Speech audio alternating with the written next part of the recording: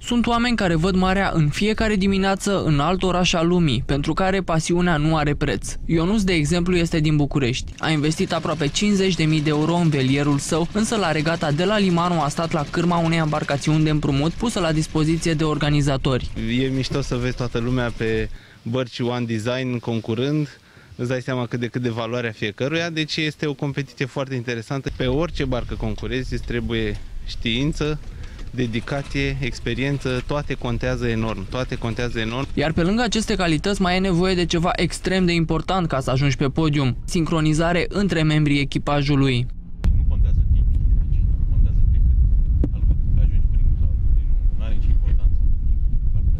Amândoi trebuie să treacă, să lase balista la bord.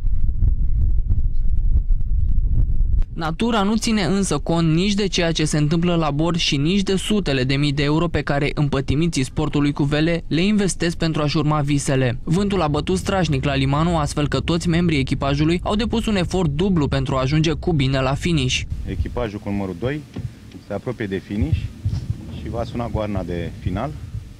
Ei fiind pe locul 1 în prima cursă din cele 16 ale zilei.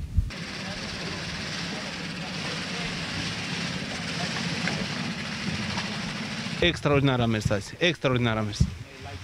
Sunt foarte mulțumit de echipaj. Trebuie să fii, nu știu, să fii mereu cu un pas înaintea celorlalți. Orice greșeală adversarului se speculează? Normal, bineînțeles. Și ieri am făcut o greșeală.